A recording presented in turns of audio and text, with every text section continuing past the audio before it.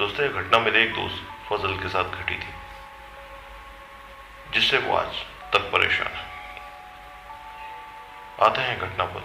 दोस्तों, फजल लखनऊ का रहने वाला है और एक इंजीनियरिंग स्टूडेंट है।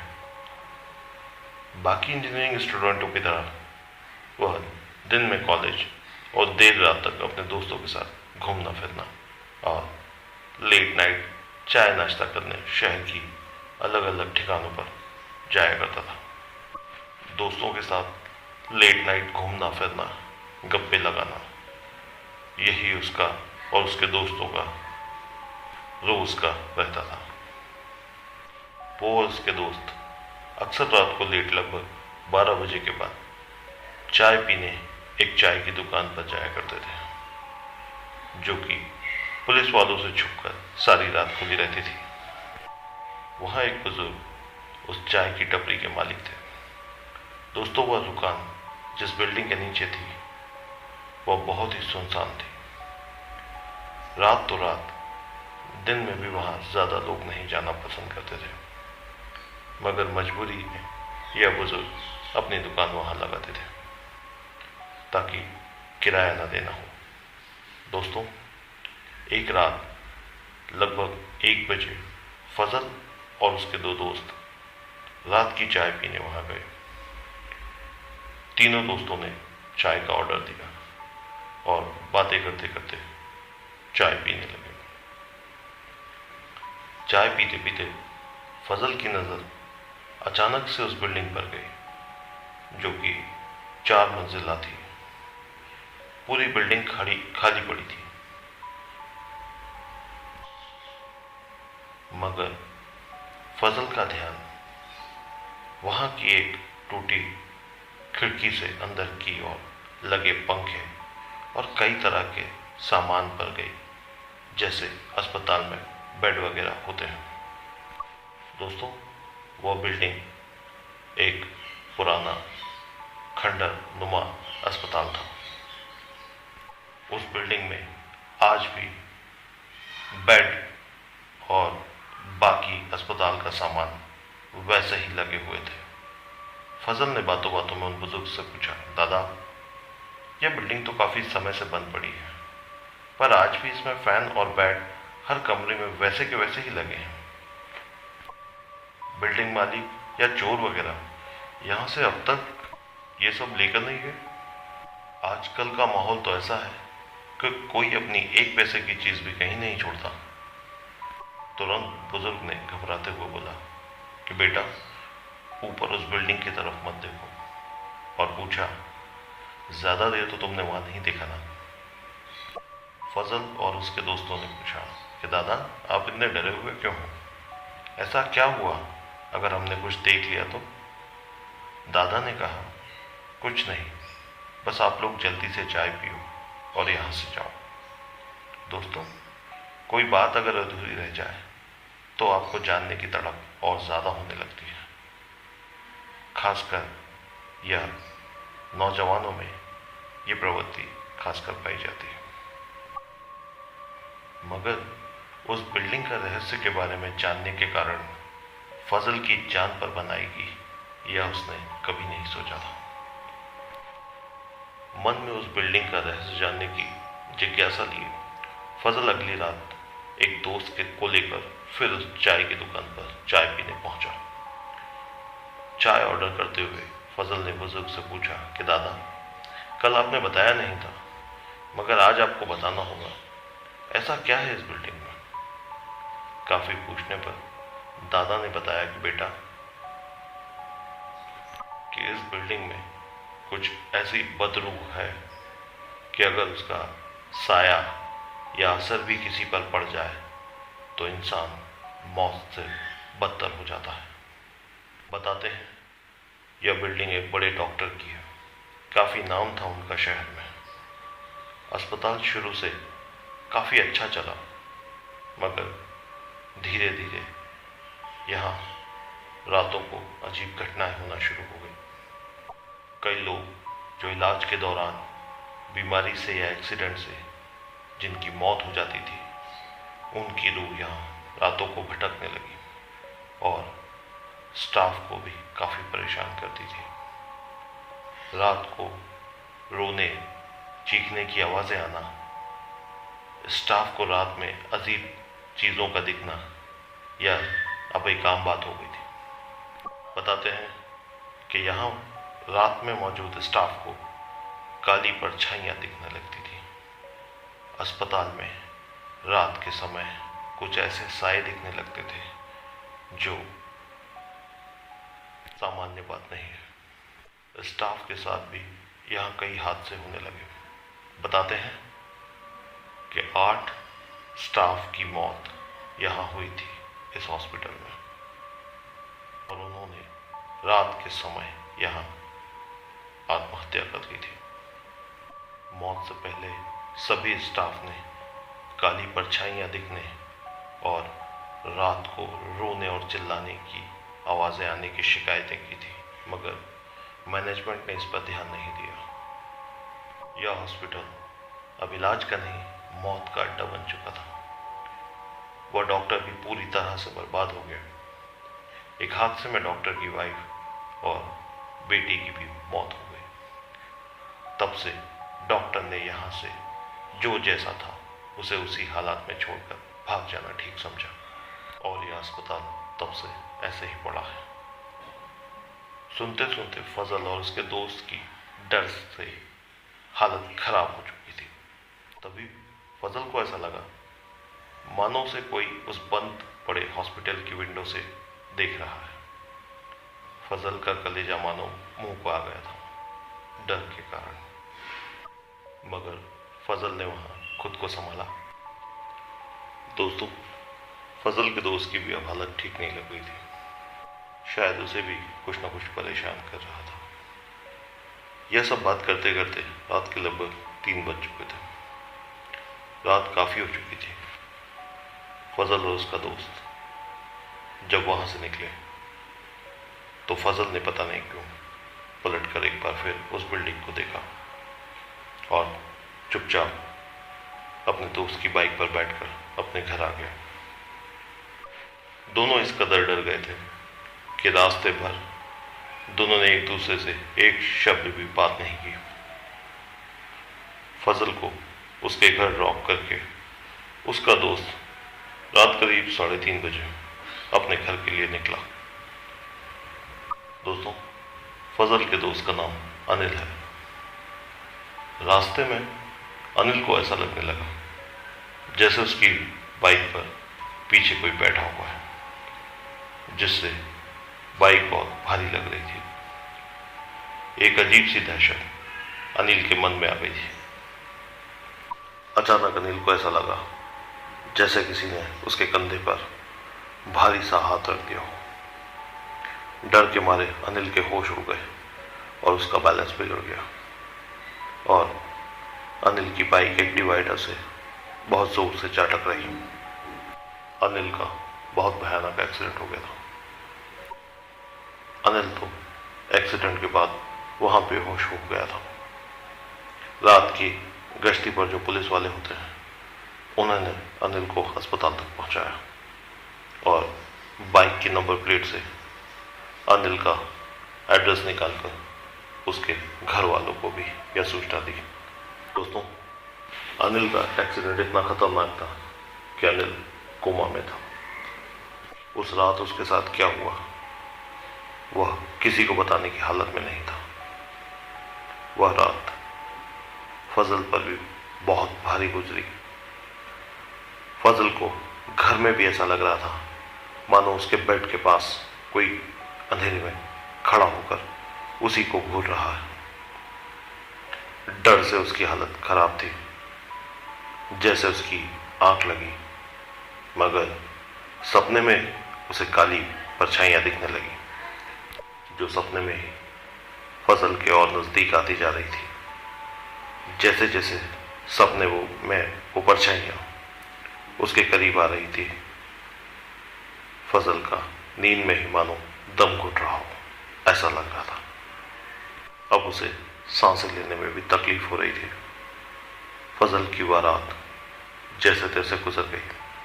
अगले दिन फजल ने जब अपने दोस्त अनिल के बारे में पता किया तो पता चला कि उसका पिछली रात बहुत भयानक एक्सीडेंट हो गया है और वो हॉस्पिटल में कोमा में है। तो फजल अनिल को देखने हॉस्पिटल गया, मगर अनिल की बुरी हालत ने उसे और परेशान कर दिया। पिछली रात तो फजल की गुजर गई थी, मगर अब अगली कई रात फजल के लिए कयामत की रात बन चुकी थी। रातों में अब फजल को रोने और चीखों की आवाजें आने लगी। फजल खुद अब रात को जोर से डर कर रोने लगता, चिल्ला कर उठ जाता और अपने घर वालों को बताता कि उसे बहुत डरावनी आवाजें और चीखें सुनाई देती हैं। उसने बताया कि ऐसा लगता था मानो कोई काला साया मेरे पास सारी रात खड़ा रहता है। फजल बताते हैं कि अब उन्हें डर के साथ सुसाइड करने के ख्याल भी आने लगे थे। हद तो तब हो गई जब रात को फजल के परिवार को भी यह सब महसूस होने लगा। फजल को अब दिन में भी काफी डर लगने लगता था। रातों में फजल की फैमिली को भी अब रोने की और चीखने की आवाजें आने लगी। उन्हें ऐसा लगता जैसे कई काली परछाइयां उनके घर में रात को घूमती हैं, जो कि रात को फजल की मदर और उसके फादर ने देखी थी। फजल का नेचर भी अब काफी बदल चुका था। उसकी आवाजें बातें करते करते अचानक ऐसा लगता जैसे दो या दो से ज्यादा लोगों की आवाज आने लगती है। घर के हालात बहुत खराब हो चुके थे। फजल काफी बीमार और कमजोर हो गया था। सुसाइड के ख्यालों के कारण फजल को अब घर में बांध कर रखना पड़ता था। फजल को कई पीर फकीर को दिखाया, मगर सबने यही कहा कि इन पर एक प्रेत या आत्मा नहीं, कहीं बदरूहों का साया है जो कि इन्हें अपने साथ लेकर जाना चाहती है। दोस्तों, जो फजल के साथ ये सब चल ही रहा था, उधर अनिल को अब होश आ चुका था। उसने अपने परिवार को उस रात की सारी घटना बताई तो उसका परिवार भी काफी डर गया। उसका परिवार अनिल और फजल दोनों के लिए परेशान हो गया था। अनिल के परिवार ने यह बात फजल के माता पिता को भी बताई। इधर अनिल के परिवार की भी अब तकलीफें शुरू हो चुकी थी, वही सब जो फजल और उसके परिवार के साथ हो रहा था। काफी परेशान होने के बाद उन्हें पहुंचे हुए फकीर का पता चला, जो 6 महीने हिमालय पर और बाकी 6 महीने उत्तराखंड के पहाड़ियों में एक आश्रम में रहते थे और वहीं तपस्या किया करते थे। बताते हैं कि वो काफी सिद्ध फकीर थे। फजल और अनिल का परिवार जब उन फकीर से मिलने वहां पहुंचा और अपनी आप भी थी उन्हें बताई यह सब कैसे शुरू हुआ था, तो उस फकीर ने ध्यान लगाया और बताया कि यह उस हॉस्पिटल में एक खबीस का कब्जा है। खबीस ऐसी ही गंदी और बंद पड़ी जगहों पर रहते हैं, खासकर जब उस जगह कई और हादसे और मौतें हुई हो। उस अस्पताल में पहले ही कई मौतें हुई थी। उस खबीस और अन्य प्रेतों ने मिलकर ही वहां के कई कर्मचारियों को भी आत्महत्या करने पर मजबूर कर दिया था। उस खबीस और वहां रहने वाले प्रेतों ने ही अनिल और फजल पर कब्जा किया हुआ है। वह इन दोनों को अपने साथ ले जाना चाहते हैं, इसलिए वह अब आपके घरों तक भी आ गए हैं और जैसे ही रात होती है वह इस तरह का असर करते हैं और फजल और अनिल को भी आत्महत्या करने के ख्याल आते हैं। साथ ही वो खबीस अनिल और फजल का अंदर ही अंदर खून चूस रहा है, जिससे इनकी हालात और खराब होते जा रहे हैं। खासकर फजल की हालत अब और खराब है, क्योंकि उस रात फजल की नज़र उस खबीस पर और उस खबीस की नज़र फजल पर पड़ गई थी।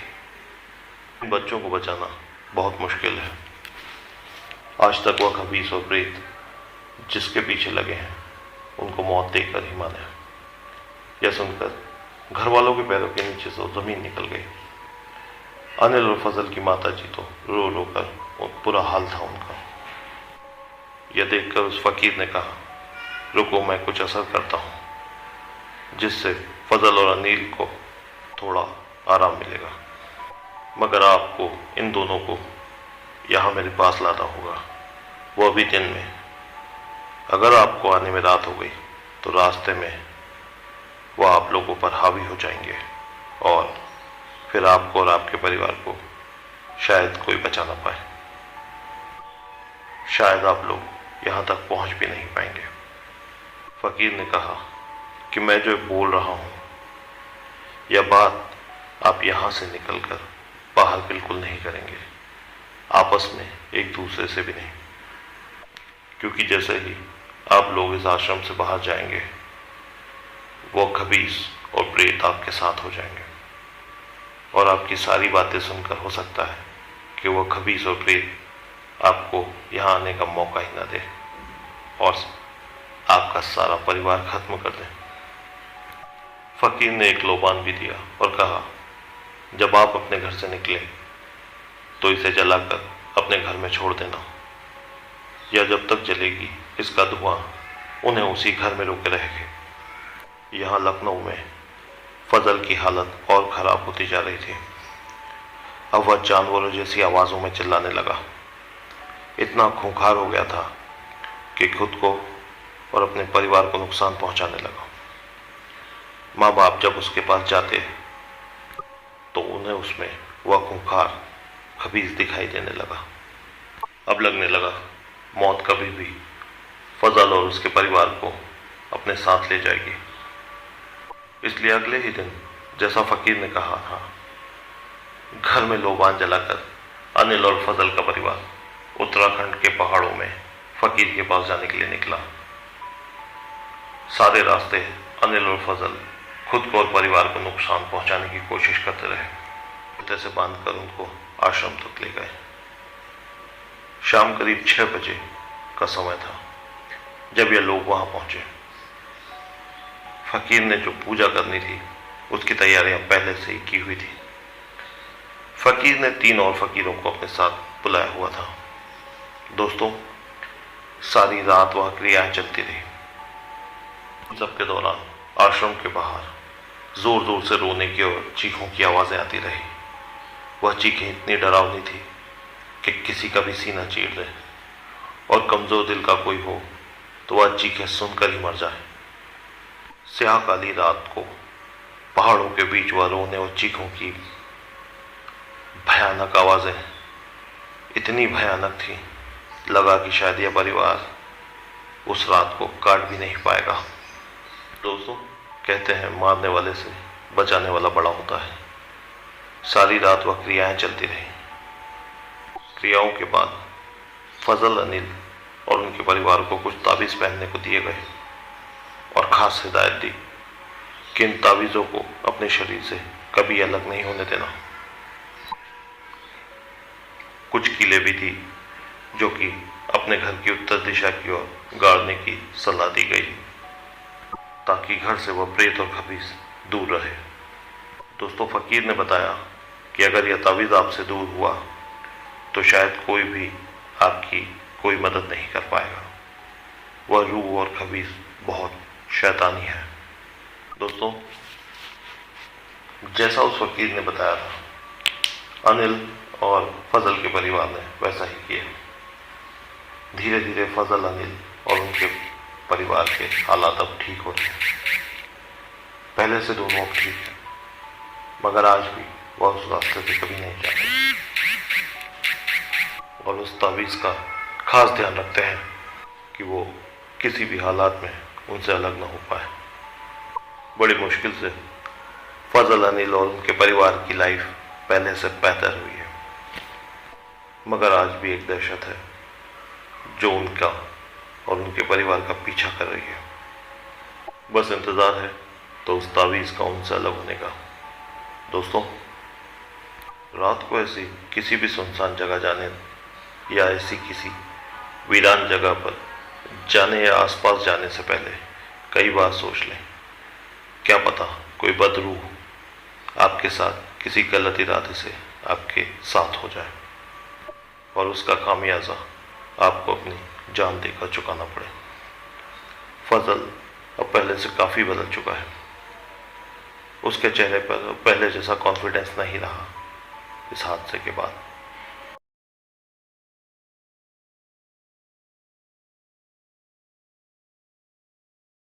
दोस्तों, ये घटना हमारे साथ शेयर की है हमारे सब्सक्राइबर राहुल यादव जी, जिन्हें यह घटना उनके दादाजी ने उन्हें बताई थी।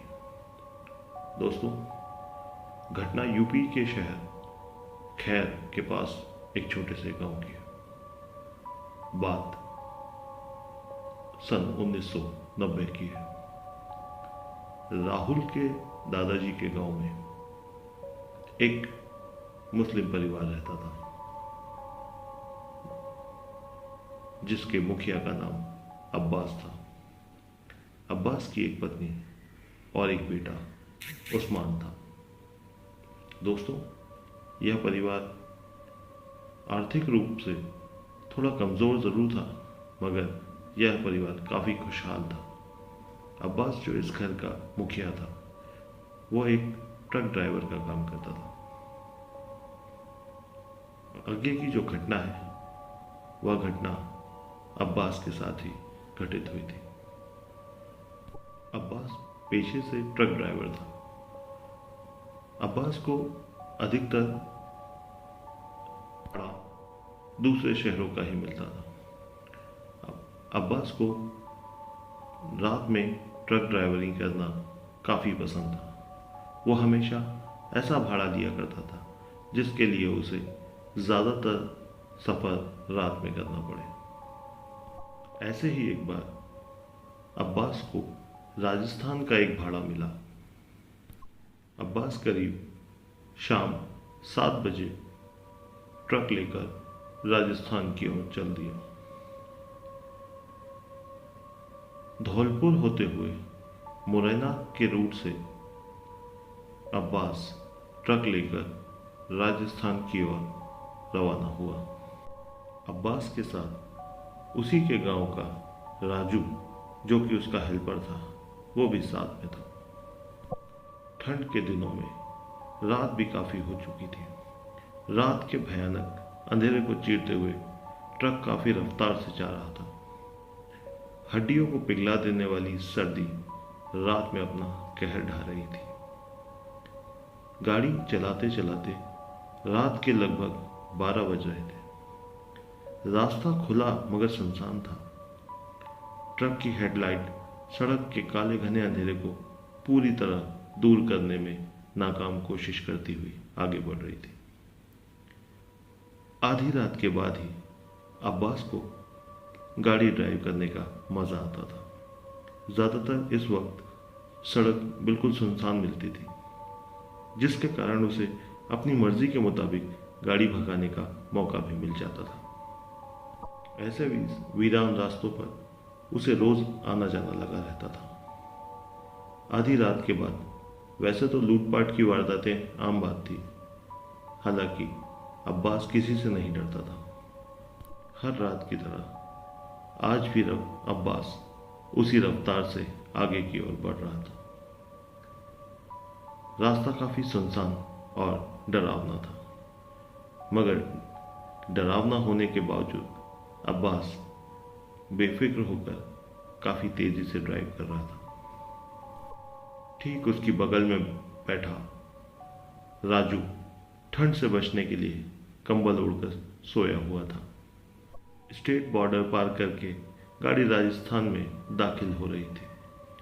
अंबाजी होकर आबू की ओर आगे बढ़ने वाला रास्ता टेढ़ी मेढ़ी पहाड़ियों से गुजरता था। राजस्थान में एंटर होते ही बॉर्डर पर आने वाले छोटे से शहर को क्रॉस करते हुए उससे पहले ही एक उनके साथ हादसा हो गया।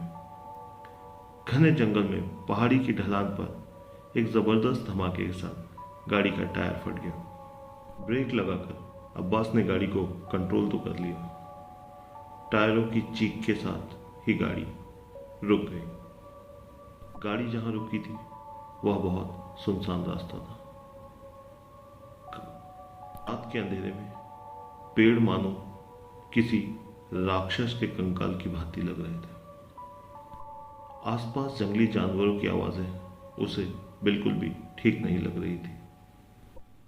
सुनसान जंगल में घनी झाड़ियों में उल्लू की भयानक आवाजों से उसे डर लग रहा था। अचानक ब्रेक लगाने के कारण राजू की भी अब नींद उड़ गई थी। राजू ने चिंता भरी लहजे में अब्बास से पूछा कि उस्ताद क्या हुआ, गाड़ी क्यों अचानक रुक गई और ये आवाज कैसी थी? इस सुनसान रास्ते पर गाड़ी क्यों रोक दिया आपने? अब्बास ने राजू को कहा, कुछ नहीं, गाड़ी पंचर हो गई। चल उठ, टायर बदलने में मेरी मदद कर, घबराने की कोई बात नहीं है। आजा, चल नीचे आजा। अब्बास ने राजू का हौसला बढ़ाते हुए उसे नीचे आने को कहा। राजू नीचे उतरते हुए जंगल में अपनी नजरें घुमाता हुआ अपने उस्ताद की हेल्प करने लगा और टायर बदलने लगा। माहौल काफी डरावना था, कहें कि काफी भूतिया था। कोई और गाड़ी भी आसपास से गुजर नहीं रही थी। काफी समय हो गया था। राजू ने घबराते हुए उस्ताद से कहा कि उस्ताद, ये कैसी जगह पर दुर्घटना हुई है? मुझे काफी डर लग रहा है। हैरानी की बात भी थी कि उनकी ट्रक के अलावा कोई भी वाहन इस सड़क पर दूर दूर तक दिखाई नहीं दे रहा था। काफी डरावना माहौल था।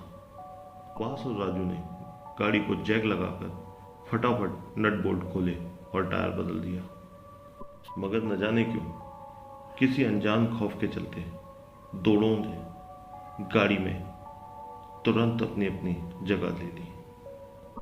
अब्बास को डर इस बात का था कि इस वीरान जगह पर कोई जंगली जानवर हमला न कर दे, मगर ऊपर वाले का आशीर्वाद था कि ऐसा कुछ नहीं हुआ। गाड़ी स्टार्ट करके दोनों आगे बढ़े। ढलान उतरकर जब गाड़ी रास्ते पर आई तो सामने का नजारा देखकर अब्बास की आंखें फटी के फटी रह गई।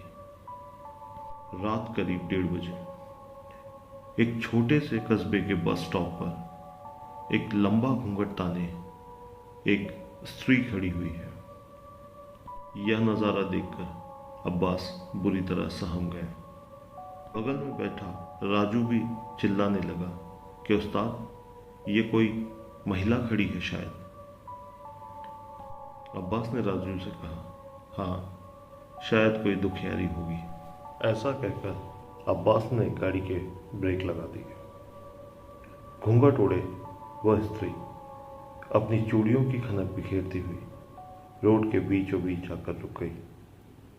अब्बास को अपनी गाड़ी रोकनी ही थी, क्योंकि वह स्त्री अचानक से अब्बास की गाड़ी के सामने आकर खड़ी हो गई थी। उस अनजान महिला का चेहरा देखने की अब्बास ने काफी कोशिश की, मगर वो नाकाम रहा।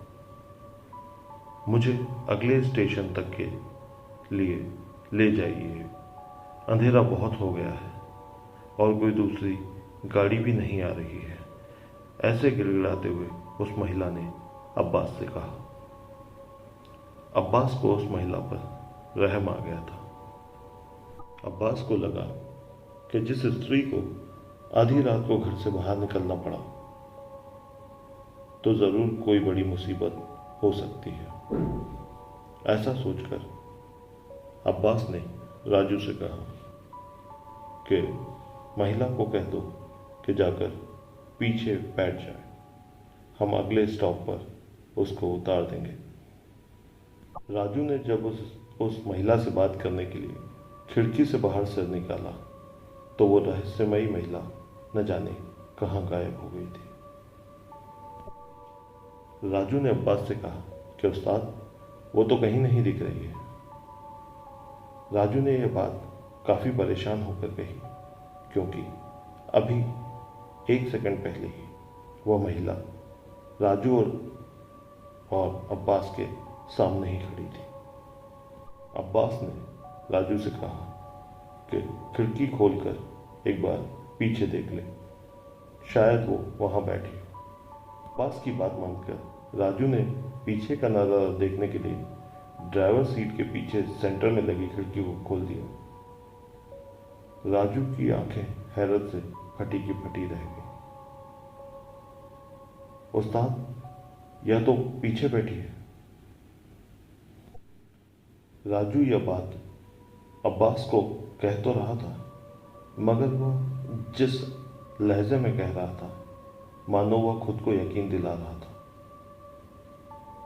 अब्बास ने राजू को कहा, ठीक है, बैठने दो, हम इसे अगले स्टॉप पर उतार देंगे। राहत की सांस लेते हुए अब्बास ने अब गाड़ी की स्पीड तेज कर दी, मगर राजू की नींदें अब उड़ चुकी थी। वह अनजान स्त्री किसी छलावे की तरह गाड़ी में चढ़ बैठी और उन्हें भनक तक न लगी। लगातार 2 घंटे तक गाड़ी चलाने के बाद अब्बास के जहन में यह बात आई कि इस औरत को जहां उतरना था वह स्टॉप तो पीछे रह गया। अचानक यह सोचते हुए उसने गाड़ी पर ब्रेक लगाई। अब्बास ने राजू से कहा, अरे देख जरा पीछे, उस औरत को जहां उतरना था वह स्टॉप तो निकल गया। यह बात मेरे दिमाग से निकल गई। देख जरा, देख उसे, वह पीछे सो तो नहीं गई। राजू ने फिर खिड़की खोलकर जैसे ही पीछे देखा तो उसकी आंखों को अब दूसरा झटका लगा। वह हड़बड़ाकर बोला, उस्ताद, वह औरत तो गाड़ी में है ही नहीं। अब्बास ने राजू को ऐसे देखा जैसे उसने कोई बचकानी बात की हो। अब्बास ने चिल्लाते हुए राजू को कहा, क्या बेकार की बात कर रहा है, ठीक से देख, कहीं कोने में बैठी होगी छुपकर। सर्दी का समय है, कहीं छुप कर बैठी होगी। राजू ने दोबारा कहा, उस्ताद, मैंने ठीक से देख लिया, वह गाड़ी में नहीं है।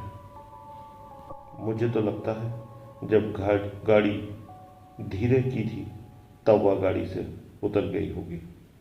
यह बात अब्बास ने राजू से कही।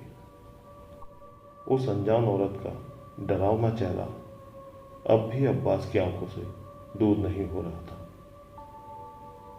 राजू की यह बात अब्बास के गले नहीं उतर रही थी, मगर इस घटना को भूलकर अब्बास जल्द से जल्द अब घर पहुंच जाना चाहता था। फिर वह 1 मिनट के लिए भी कहीं गाड़ी नहीं रुकी। लगातार तेज रफ्तार से वह गाड़ी भगाता रहा। राजू को भी अब तेज हवाओं के कारण नींद नहीं लग रही थी। गाड़ी चलाते चलाते अब्बास और राजू के सामने वही मंजर बार बार आ रहा था कि वो महिला अचानक पीछे से तेज गाड़ी में गायब कहाँ हो गई। दोस्तों, अब्बास और राजू ने राजस्थान में अपना माल डिलीवर किया और अपने घर की ओर रवाना हो गए। अगली सुबह अब्बास गाड़ी लेकर अपने घर आ गया। हाथ मुंह धोकर अब्बास ने नाश्ता किया और उसकी बीवी सब्जी लेने का कहकर घर से बाहर चली गई। अब्बास का बेटा भी अपने दोस्तों से मिलने चला गया था। घर में कोई नहीं था। नाश्ता करने के बाद अब्बास को बड़ी जोर से प्यास लगी। फ्रिज से बोतल का पानी निकालने के इरादे से वह जैसे ही उठने लगा कि अपने सामने आकर रुक गए 2 पाजेब वाले नंगे पैरों को देखकर वह पूरी तरह से चौंक गया। सकपाए अब्बास ने नजरें उठाकर ऊपर देखा तो उसके बदन में खौफ की सिरहन पैदा हो गई। सुर्ख रंग के घूंघट में एक बदसूरत चेहरा उसी की तरफ मुस्कुरा रहा था। डर के मारे अब्बास की जैसे जान निकल गई। अब्बास जोर से चिल्लाया कि तू तू यहाँ क्या कर रही है? तू तो वहां रास्ते में उतर गई थी ना। अचानक वो औरत काफी डरावनी आवाज में बोली, मैं क्यों उतर जाती? तुमने ही तो मुझसे कहा था, और अपने साथ यहां तक ले आए। अब तो मैं तेरे घर तक आ गई हूं। मैं तुझे छोड़कर अब कहीं नहीं जाने वाली। मैं तेरे साथ ही रहूंगी हमेशा। अब्बास यह सुनकर जहां खड़ा था वहीं बुत बनकर खड़ा रह गया। उसको यकीन नहीं हो रहा था कि यह एक प्रेतनी उसके घर में मौजूद है। अब्बास ने कहा कि मेरे घर में मेरे बीवी बच्चे हैं। डरते डरते वह बस इतना ही कह पाया। तभी उस महिला ने कहा, दूसरी बार बोला तो ना तेरे बीवी ना तेरे बच्चे, किसी को जिंदा नहीं छोड़ूंगी। तेरा खानदान खत्म कर दूंगी। ऐसा कहते हुए उस प्रेतनी ने अब्बास का गला पकड़ लिया और कहा, मैं तुझे छोड़कर कहीं नहीं जाने वाली। जब अब्बास की बीवी घर वापस लौटी तो उसने देखा कि अब्बास कुछ बदला हुआ है। उसी रात अब्बास की बीवी को घर में पायलों की आवाज सुनाई देने लगी। जब अब्बास की बीवी रात को पानी पीने के लिए उठी तो किचन में किसी एक भयानक काले साए को देखकर बेहोश हो गई। प्रेतनी ने अब उस घर में कोहराम मचा दिया था। बताते हैं कि रात में पायल की आवाज तो अब आस पड़ोस वाले भी सुन सकते थे। रात होते ही घर के बर्तन इधर उधर गिरने की आवाजें जोर जोर से आने लगती थी। गांव वालों में अब ये बात आम थी कि कई बार उन्होंने रात लगभग 1 और 2 के बीच में किसी को अब्बास के घर की छत पर चलते हुए देखा है। दोस्तों, अब्बास की जिंदगी अब प्रेत बाधित हो चुकी थी। अब्बास की पत्नी को भी अब वह प्रेतनी अब्बास के करीब नहीं आने देती थी। अब्बास और उसके परिवार का जीना मुश्किल हो गया था। रात भर अब्बास के घर से चीखने की डरावनी आवाजें आने लगती, मानो उस घर में कुछ भयानक हो रहा हो। दोस्तों, थक हार कर अब्बास ने यह बात राहुल के दादाजी को बताई, जो कि उस गांव के सरपंच भी थे।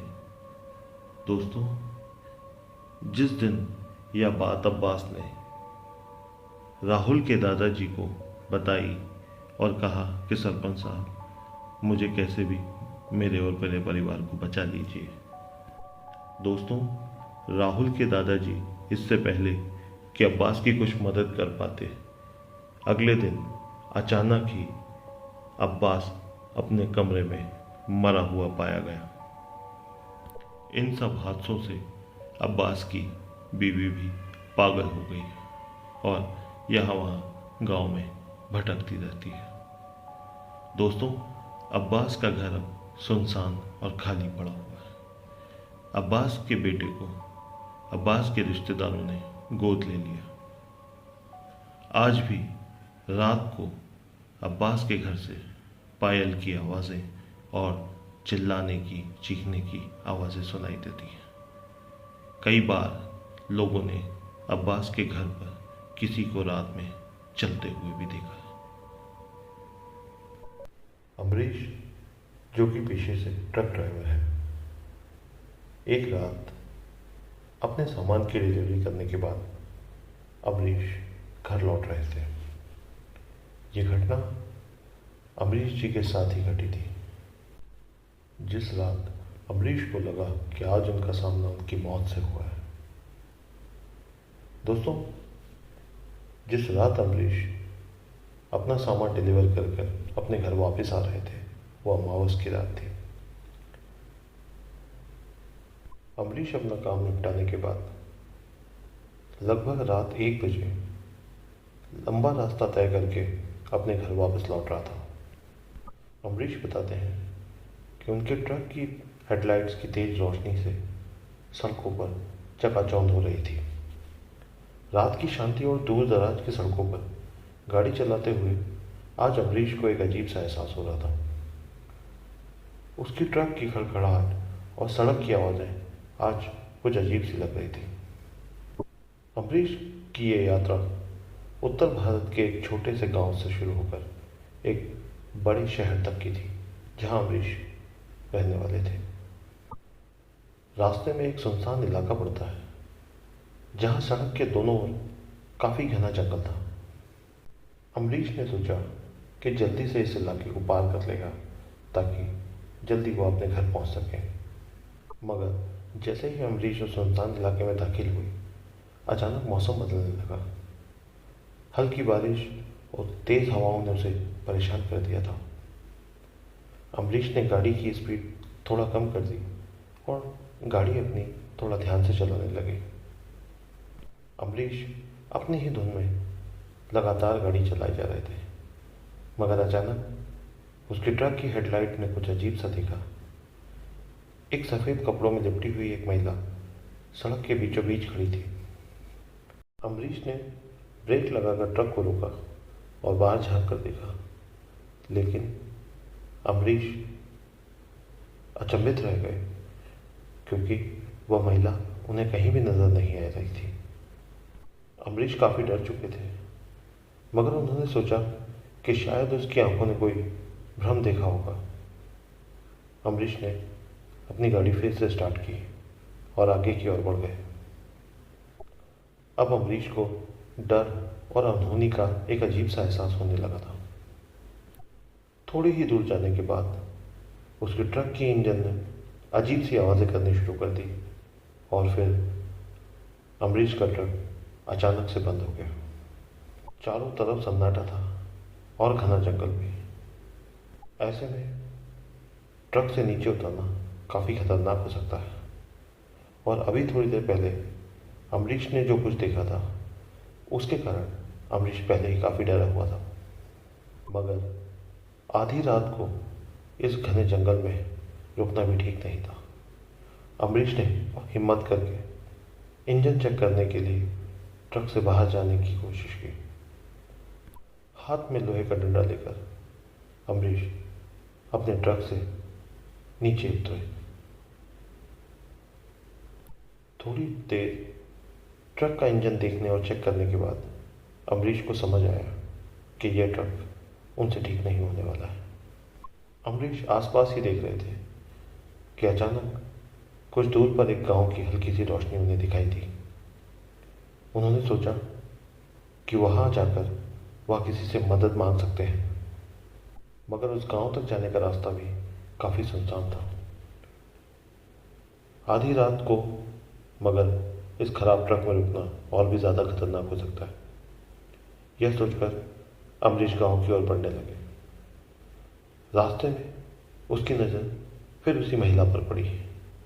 वही सब सफ़ेद कपड़े में लिपटी हुई महिला, लेकिन इस बार वह धीरे धीरे गांव की ओर बढ़ रही थी। उसे देखकर अमरीश की सांसें दहशत से अटक गई। अमरीश ने काफ़ी हिम्मत जुटाई और तेज तेज कदमों से गांव की ओर चलने लगा। आज अमरीश को लगा कि शायद वह गांव तक नहीं पहुंच पाएगा और इसी रास्ते में आज उसके प्राण निकल जाएंगे।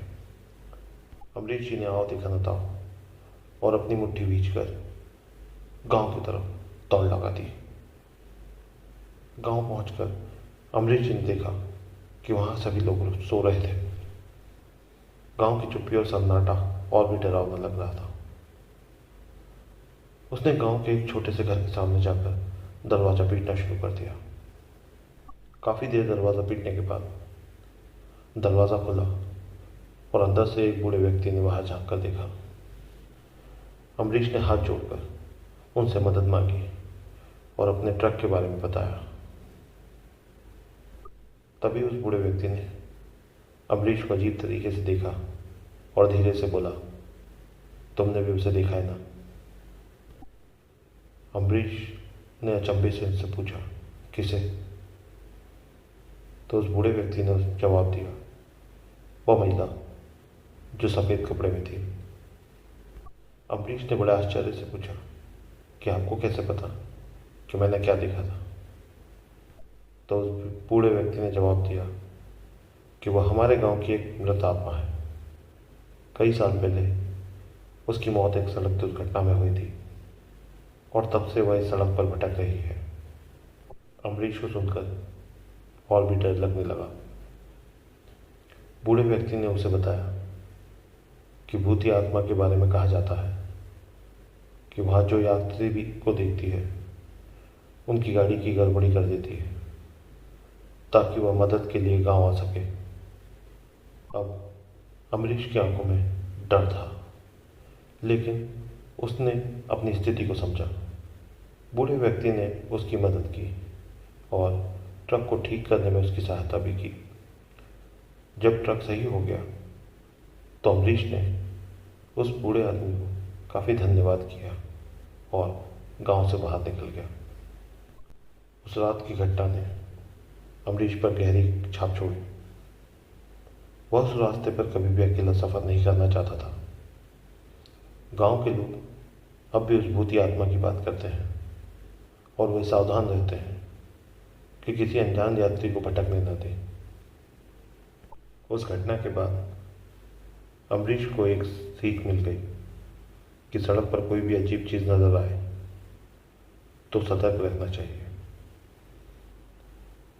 हालांकि इस हादसे के बाद अम्बरीश ने उस रास्ते पर रात में सफ़र करना बंद कर दिया और किसी और सुनसान रास्ते पर भी अमावस की रात को अम्बरीश ने सफ़र करना बंद ही कर दिया।